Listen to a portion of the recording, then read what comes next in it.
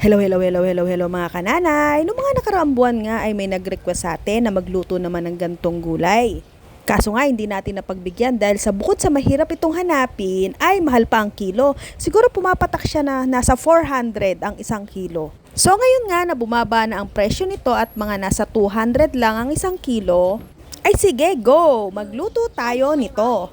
Malamang yung iba sa inyo alam na kung ano tong klaseng gulay na to. Tsaka nakapagluto na rin ako nito ilang beses sa mga previous videos ko. And for our today's video ay samahan nyo ko ulit na magluto ng ginataang sigarilyas. Nasasahugan naman natin nitong natira kong liempo. So bali ang ginawa ko nga dito ay pinalambutan ko na itong ating liempo at hiniwa-hiwa ko ito ng ganto kaliliit. Depende na rin sa gusto nyong sukat. Para naman sa paggigisa ay nagpainit na tayo ng mantika at nilagay na natin ang ating sibuyas at sinunod naman ang bawang. Pinapula lang natin ang ating sibuyas at ang bawang ay pinalabas lang natin ang kanilang mga aroma. Sumunod naman ay inilagay na natin itong mga hiniwa-hiwa nating liempo.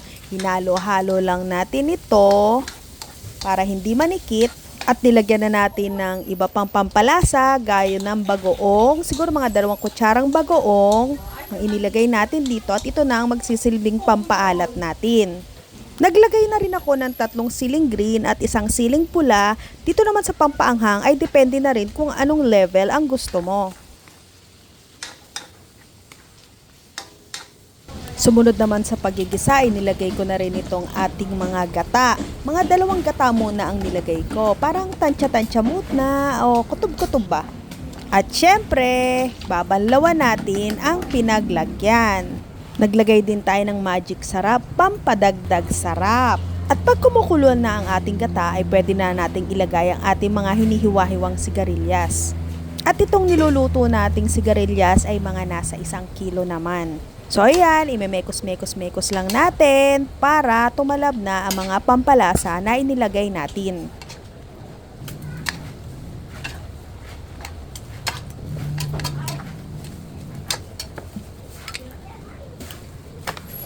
At muli nga ay nagdagdag pa tayo ng 1 pang gata. Bali, mga 3 gata na tong inilagay ko at tsaka 2 siling labuyo pa.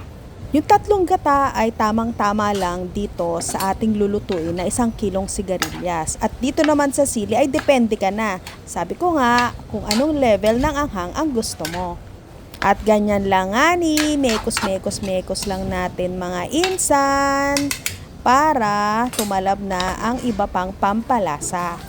At dito naman ay nagdagdag din ako ng sugar. Doon naman sa sugar ay optional lang. Depende na sa'yo yon. At bilang kapartner naman itong ating gulay ay nagprito ako ng maliliit na galunggong. Ito yung pangalawang tumpok na nabili ko noon sa palengke na nagkakalaga ng 150. At yan, tikiman time na!